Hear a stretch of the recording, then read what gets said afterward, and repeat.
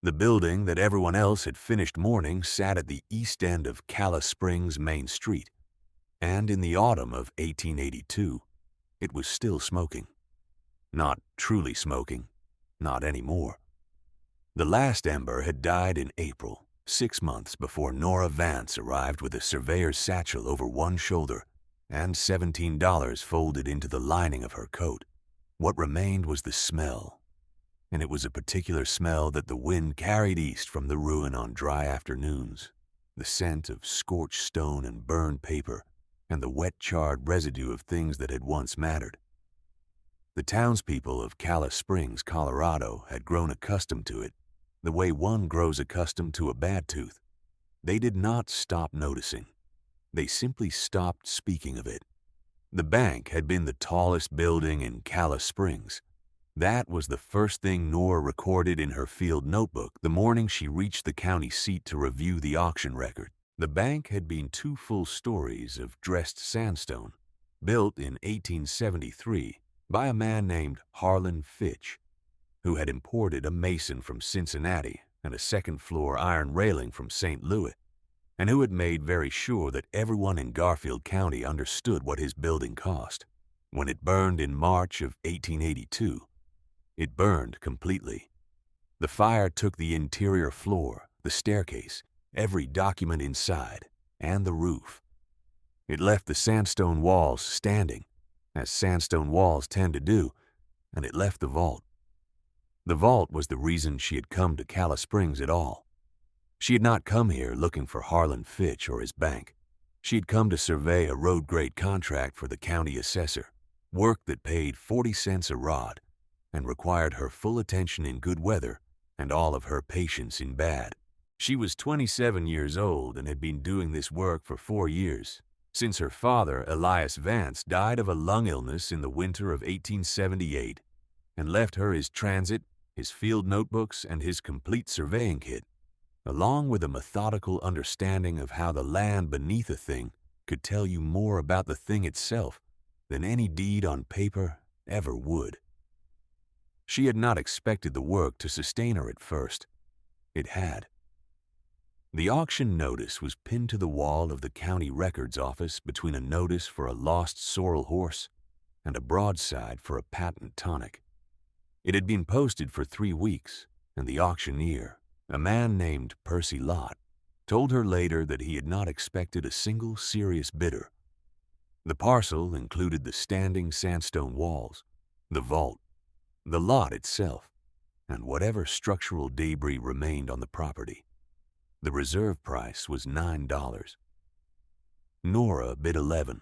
Percy Lott had paused, stylus lifted, and looked at her in a way that required no translation. She met his gaze without expression. He recorded the bid. When no other hand rose in the cold October air outside the county building, he struck his ledger twice with the flat of his palm and called it done. The men standing nearby had opinions about this. She heard them delivered clearly, in voices not particularly lowered for her benefit. One said she had bought herself a pile of expensive rocks. Another said the vault was welded shut, and that the fire would have warped the mechanism beyond any opening.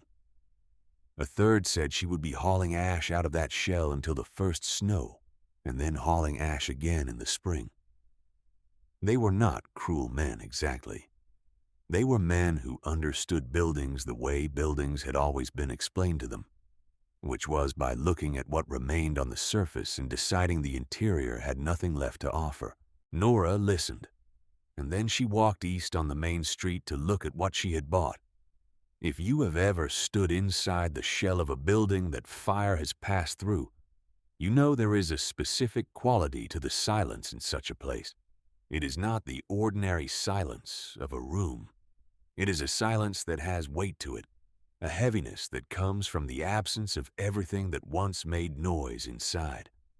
The creak of floorboards, the movement of people, the sound of coin against wood, the scratch of pen on paper. Nora stood in that silence on the afternoon of October 11th, 1882, and turned a slow circle. and looked upward through the open roof at a sky the pale blue of scraped bone. The vault stood at the northeast corner, exactly where she had calculated it would stand based on the building's original survey, which she had obtained from the county records office that morning. It was a Mosler and Company iron vault, approximately 4 feet wide and 6 feet deep, with a combination lock mechanism on the face.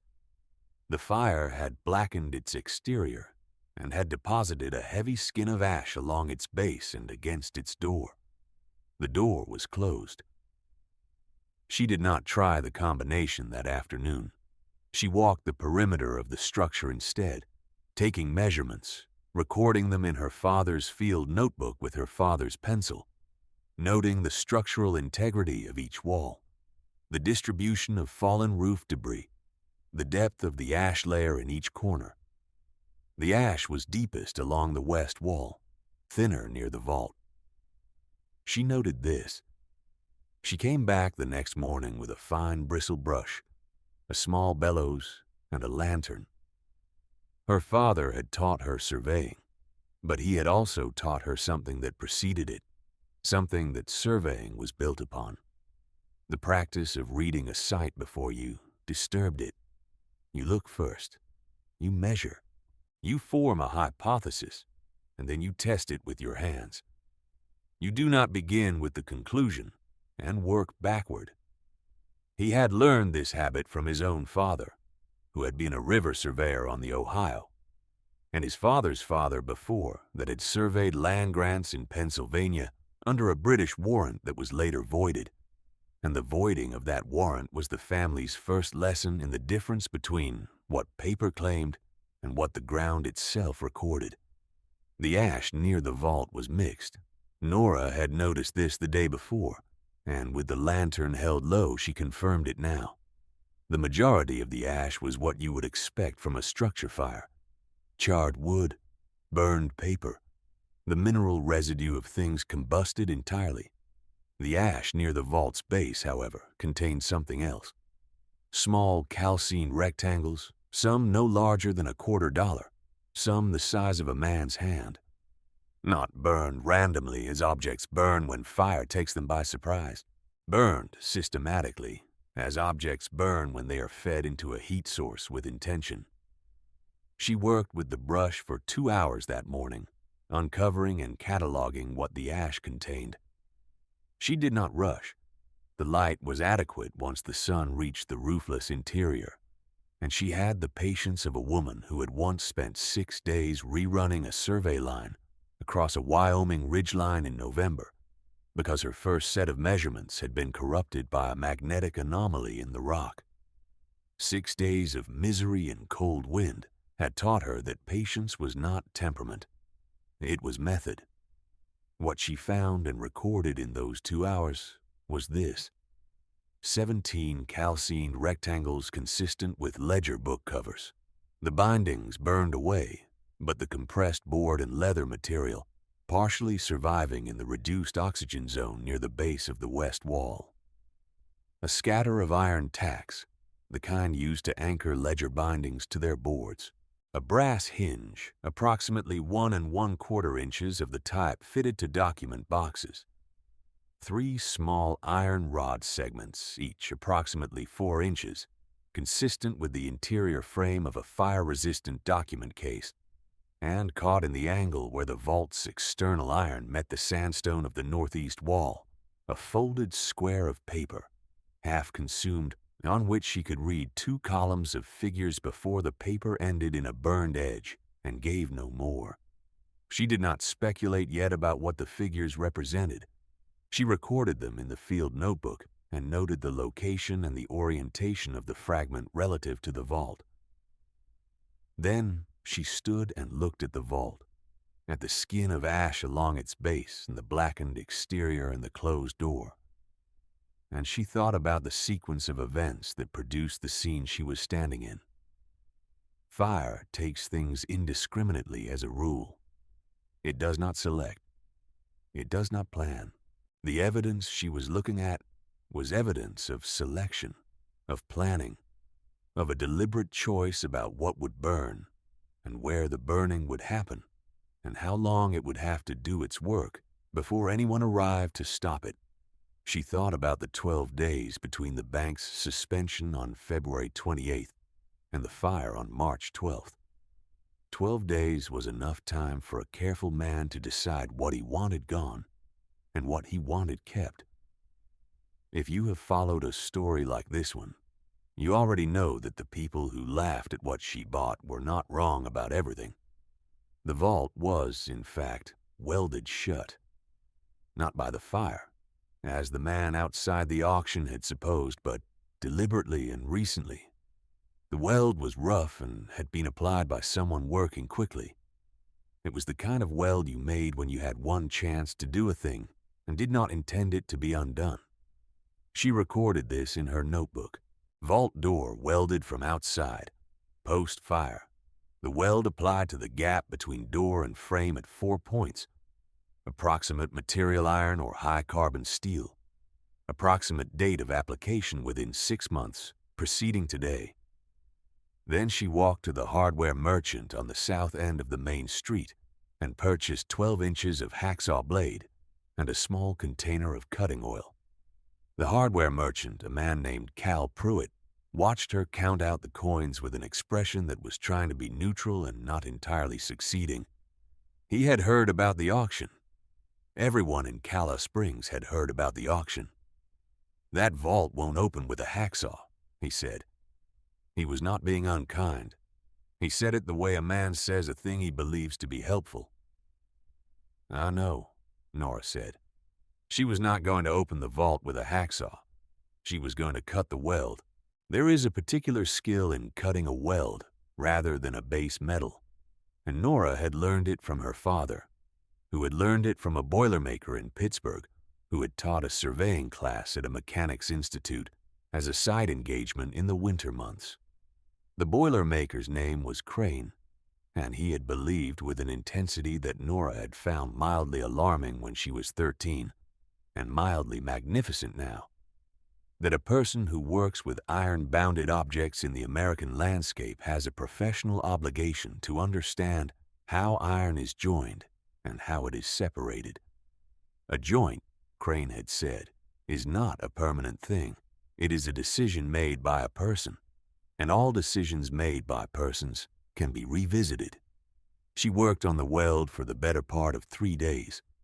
The first day she mapped the 4 weld points and cut through the first 2, working slowly with the hacksaw blade and the cutting oil, pausing to let the metal cool, resuming when it was safe to touch. The vault's interior did not smell of ash the way the building's interior did. It smelled of iron and of the particular stillness of enclosed air.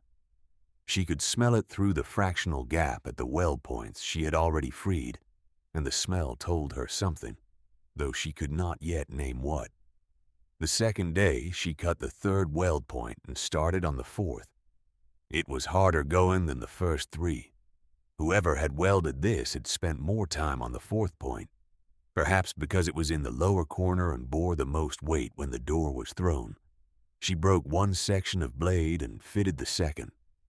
The light in the roofless building was good in the middle of the day and poor in the morning and afternoon, and she had learned to use it accordingly. On the 2nd afternoon, while she was resting her hands, a woman appeared in the broken doorway of the bank's ruined entrance. She was perhaps 60 years old, with white hair and a canvas coat, and she stood at the threshold for a long moment before she came inside. Her name was Ruth Gable. She had operated the dry goods store 3 buildings down for 11 years and had banked at the Cala Springs First Territorial Bank for the same period, depositing the shop's earnings every Friday and withdrawing against those earnings on the 1st of each month. She had done this from the bank's opening in 1874 until the institution suspended operations without public announcement on February 28, 1882, 12 days before the fire. "I wondered who was in here," Ruth Gable said. She looked at the vault and at the hacksaw blade and at the collection of recorded measurements in the open field notebook. She did not ask what Nora was doing. She looked at it and understood it. or had decided she trusted what she saw well enough to speak plainly. The records were in there, weren't they? I believe some of them may be, Nora said. Ruth Gable was quiet for a moment. They told us the fire destroyed everything. The records, the accounts, the ledger books, all of it. What they burned outside the vault and what they put in the vault before they welded it are two different questions, Nora said. Ruth Gable pulled her canvas coat closer at the collar and looked at the vault for another long moment. Then she said, "Is there something I can bring you? Coffee? A meal?" Nora looked at the fourth weld point and at her hands, which were stiffening in the afternoon cold. "A pair of good gloves," she said, "if you have them to spare." The third day she finished the fourth weld point by mid-morning. She had worked the last section of the weld over 2 sessions, alternating between the hacksaw blade and a narrow, cold chisel she had borrowed from Cal Pruitt's hardware stock the previous morning. The chisel was for the points where the weld had pooled into the gap rather than lying flat across it. Pooled weld was harder to cut because the depth was uneven and the blade skipped. She had learned this partway through the second session and had adjusted her angle accordingly, and the progress from that point had been steady if not fast.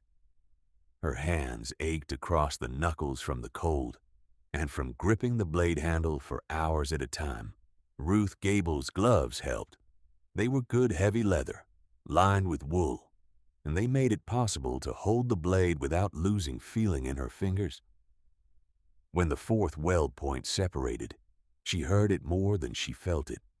A faint metallic release, a small sound, the sound of iron parting from iron that had been forced together. She sat back on her heels and looked at the door. All 4 points were free now. The door still would not open until the combination was worked, but it could open. The welding was no longer a fact about this vault. It was now only a history of what someone had attempted. The vault door did not open easily. It had been designed for a combination lock, and the combination lock mechanism itself was still intact, which meant that the door, while no longer welded, was still locked in the conventional sense. She had expected this. She had been thinking about it since the first morning. The mechanism on a Mosler fire vault of this vintage was a 3-wheel combination, and the standard configuration from the factory used a sequence that was changed upon installation. Change records were kept by the vault manufacturer and also, in responsible institutions, by the bank's officers. The bank's officers had dispersed. One, a man named Aldous Pike, had left Calla Springs in the first week of March 1882, 10 days before the fire. He had gone to Denver, according to the post office register. Another officer, a man named Garrett Soules, had died of a stroke in June, 6 weeks after the fire. The third, a clerk named Walter Dunn, had stayed in Calla Springs and was now working as a bookkeeper for the lumber mill on the Creek Road. Nora found him there on the afternoon of the third day. Walter Dunn was a thin man in his 30s, with spectacles and a habit of rubbing his left thumb against his forefinger when he was thinking. He had known her errand before she stated it. He had known it, she thought, since the morning she first walked through the bank's broken doorway with her surveyor's satchel, and he had been deciding what to do about it ever since. The lumber mill was 2 miles out on the Creek Road, and she had walked it. The air off the mountains was cold and sharp with pine resin, and the road was hard frozen and rang under her boots, and she had used the walk to organize what she intended to say. She intended to be direct. She had found the vault had been welded from the outside after the fire. She had now cut those welds. She wanted the combination. She was not a law officer and had no authority to compel him, and she told him that plainly too. He heard her out in silence. The mill's afternoon shift was running somewhere behind the main office door, and the sound of it was a low, constant thunder, and beneath it his breathing was careful and deliberate, the breathing of a man managing something. He gave her the combination. He gave it to her without a speech. He wrote it on the back of a lumber invoice in 3 numbers and folded it in half and handed it across the counter, and his hands were not entirely steady. "What did Aldous Pike take with him when he left for Denver?" Nora said. Walter Dunn looked at his hands. "His personal effects," he said. His voice was flat. "And the deposit ledger for the last quarter of 1881. And what remained?" He was quiet for a long moment. "The loan records," he said at last. "The original land title abstracts, the promissory notes. They were in the vault when he left. He was meant to take them too." He looked up. "The fire came faster than he planned for, I think." She looked at him steadily. He held her gaze for a moment and then looked at the surface of the counter between them. "He told me the fire was accidental," Walter Dunn said. His voice had changed, flattened further, as if he were reading from something rather than speaking it. "I knew that wasn't true. I knew it the morning it started when I heard where it began. A fire doesn't begin in a finished stone building in the interior on a cold March night without a cause. It began near the document room." He paused. "I did not say this to anyone." "Why not?" Nora said. He was quiet for so long, she thought he might not answer. "Because I had signed my name to the quarterly reports," he said at last, "and I had not examined them closely enough to know what they contained." She looked at him for another moment. Then she said, "If you make a statement to the county recorder's office about what you know and when you knew it, that will be taken into account." He did not respond to this. She did not press. She folded the invoice and put it in her coat pocket and walked back down the creek road to Calla Springs, while the afternoon light went amber across the plain and the smell of pine resin thinned and was replaced by the cold, neutral smell of river bottom. She returned to the bank in the last light of the afternoon and stood before the vault and turned the dial 3 times left to the first number, twice right to the second, once left to the third, and heard the mechanism engage with a sound like a stone settling into its proper place in a wall. The door opened in one movement. The air that came out of the vault was cold and close, and carried the mineral smell she had noticed through the weld gaps, and it was nothing like the ash smell of the building around it. The vault had been sealed before the fire. Whatever was inside had not burned. She held the lantern at the threshold and did not immediately step inside. The lantern's light reached the rear wall of the vault, which was 4 feet deep and 6 feet wide, and built of 3-inch iron plate. The shelving on the interior walls had been installed in sections and was still in place. Everything that had been stored on those shelves was still there. Nothing had been burned. Nothing had been moved. The vault had been sealed on a particular evening in February or early March of 1882, and the seal had held, and the contents were precisely where they had been left, coated now in a fine mineral dust from the 18 months of sealed air, but otherwise unchanged, as if time had agreed not to enter without permission. She stood at the threshold for perhaps 30 seconds. Then she stepped inside. The records were there. 3 years of loan origination files in bound ledger volumes. Land title abstracts going back to the county's establishment in 1877. Promissory notes in bundled packets, each packet labeled in a careful hand.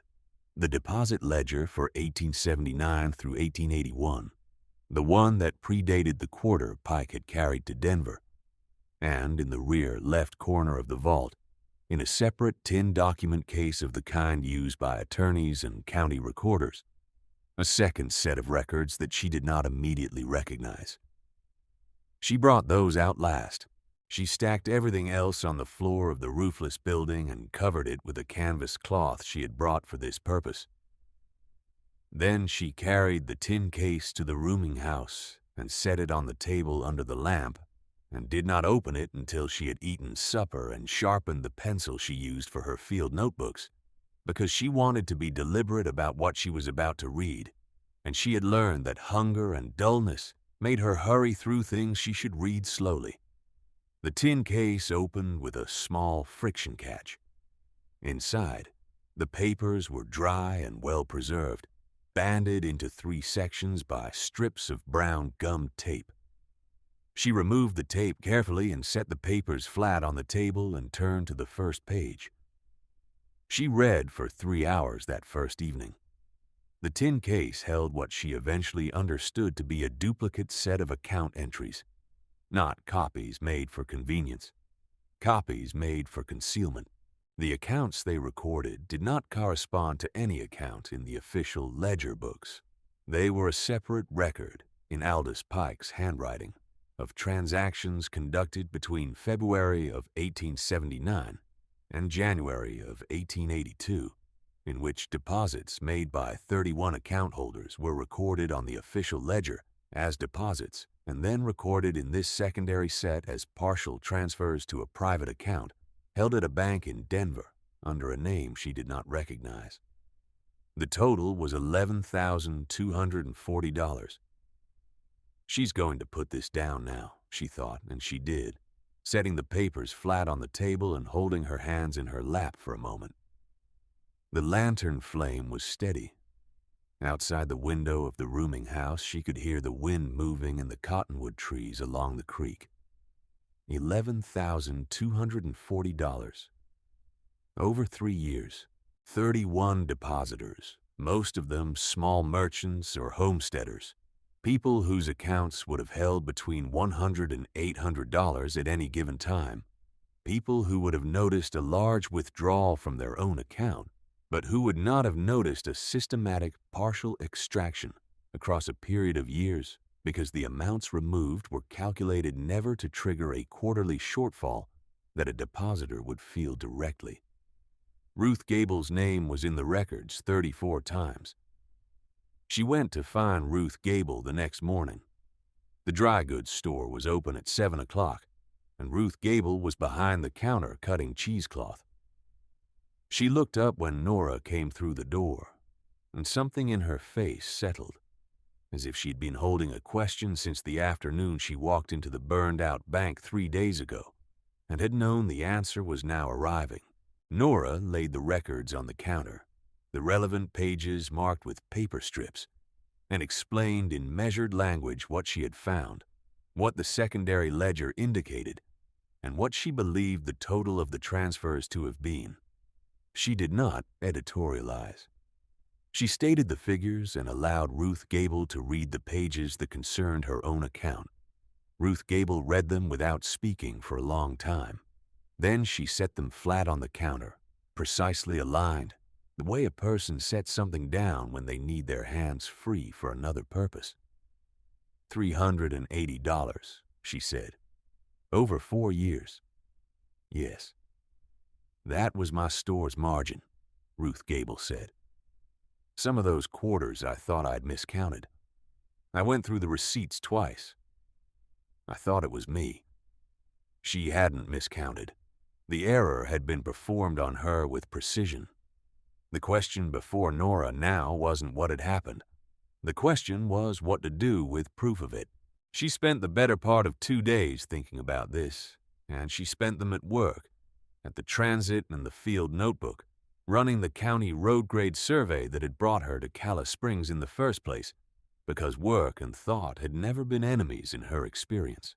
The survey was for a road improvement along the south bench of the valley, 2 miles of grade assessment for the county assessor's office, and it required her to set up the transit at 7 stations and sight a chain length ahead each time before moving the instrument forward. The work was methodical and absorbing, and left a portion of her mind free to move through what she had found in the tin case and what she understood about its implications. What she understood was this. The secondary ledger was the most important piece of evidence. It was evidence of intention, of a plan that had operated over 3 years, not of a single act performed in haste. It was also evidence that the fire wasn't what it had been presented as, because a man who burned his own building to destroy records would not leave a second set of records inside a sealed vault unless he had planned to take them with him and had run out of time. The fire had come faster than he intended. Walter Dunn had told her as much. The vault and its contents were an accident of chronology, of a fire that moved faster through a wooden interior floor and a dry-timbered staircase than its architect had calculated. She completed the last 3 furlongs of the survey line and verified her measurements and wrote up the formal report for the county assessor's office and delivered it on a Thursday morning in the first week of November. Then she went to see the county recorder. If you were following what it took to move from a sealed vault to the office of the county recorder, pause here for a moment. She could have gone to the sheriff. She could have gone to a newspaper. She could have sent a letter to the territorial capital and waited. She did not do any of these things, and the reason was simple. Ezra Marsh held the county's records, and the county's records were what the secondary ledger needed to be set against.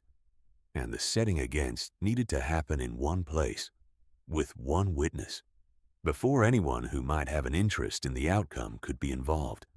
The county recorder was a man named Ezra Marsh, and he had been in the position for 9 years and understood the office as a custodial function with a long memory. When Nora laid the contents of the tin document case before him, she also laid the official ledger records from the vault, and she was prepared to spend the better part of an afternoon explaining the discrepancy between them. She did not need the afternoon. Ezra Marsh had been the county recorder in 1879. He remembered the opening of the Calla Springs First Territorial Bank because he had been among the first to open an account. He looked at the records for a long time before he spoke. Aldous Pike moved his mother's family to Denver the same week he left, he said. I heard that from the post office register man. 3 trunks and a covered wagon load of household goods. Yes, Nora said. The money was already in Denver then, by the time he followed it.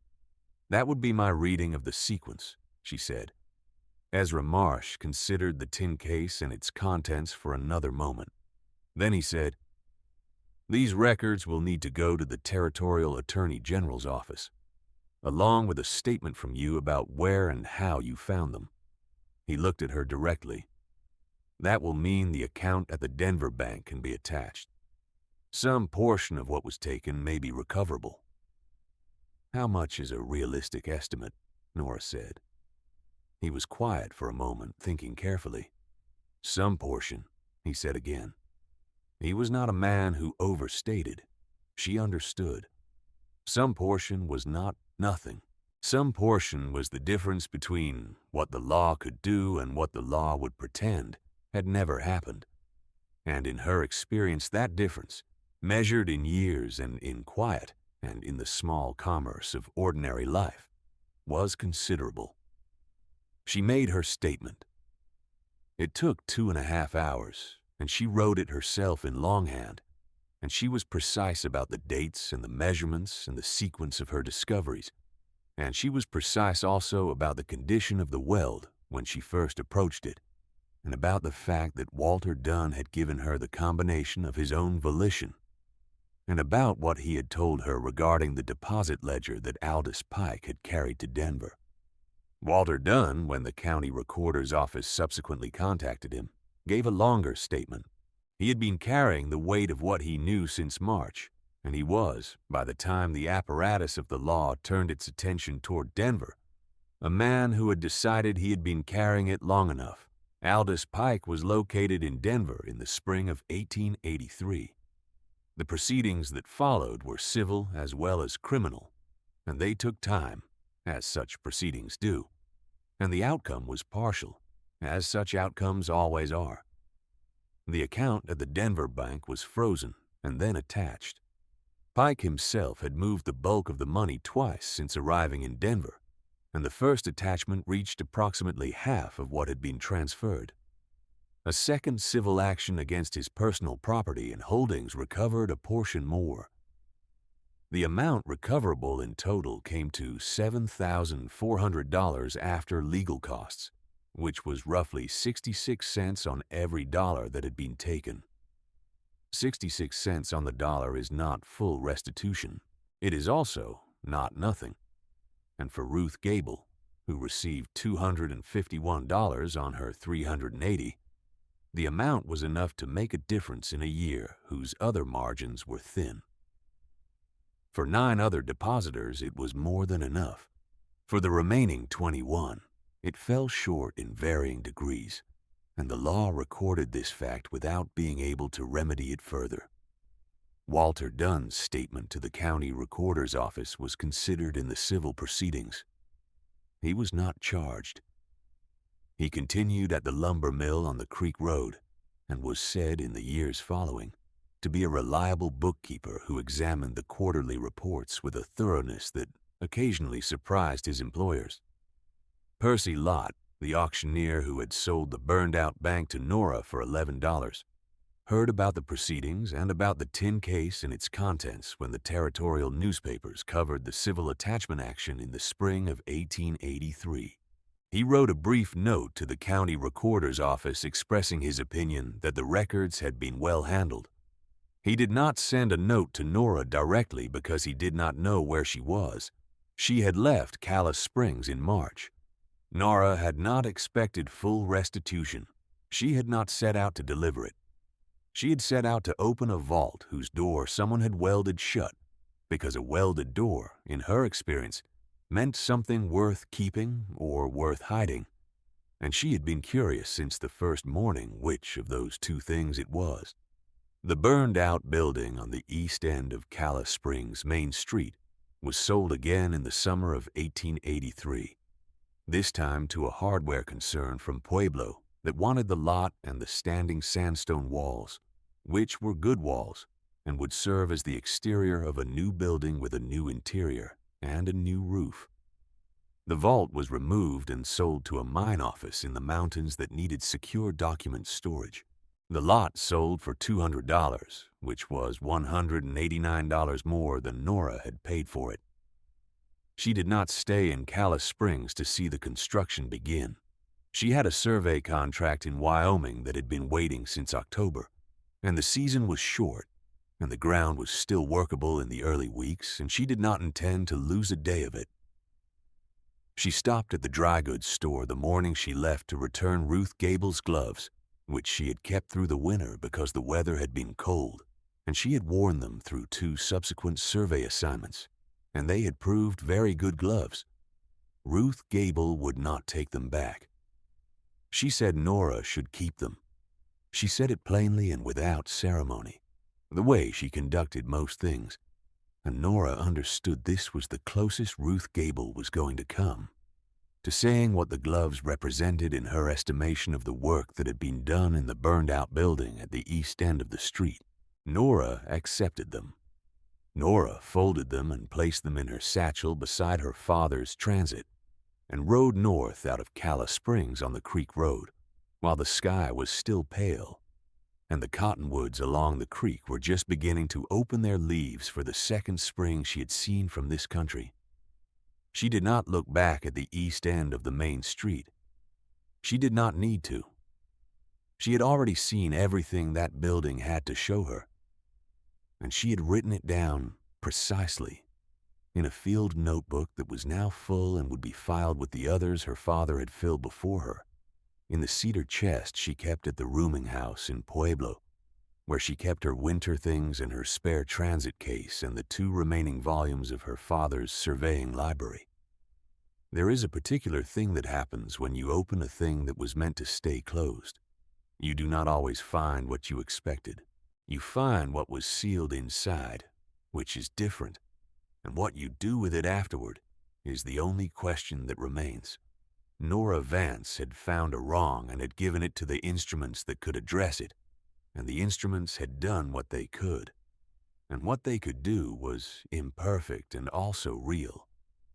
She thought of this on the road north, the satchel across her shoulder, the spring light falling flat and clear across the high plain. She thought of her father's instruction on the first day he had put the transit in her hands. "You are not here to make the land what you wish it to be," he had told her. "You are here to record what it is. The record is what lasts." She had taken that to mean surveying. Now she understood it had meant more than that.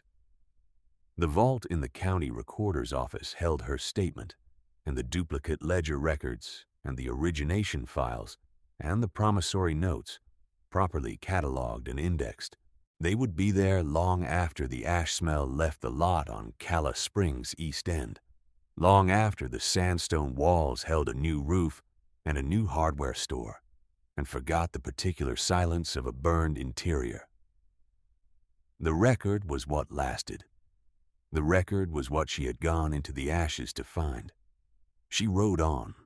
The creek road curved north through cottonwood shade, and then the shade ended and the road opened onto the long, pale plain, and the sky above it was immense and clear, and somewhere ahead of her were 8 furlongs of road grade that needed to be measured correctly, and a field notebook that had 7 empty pages left in it, and that was enough to ride toward.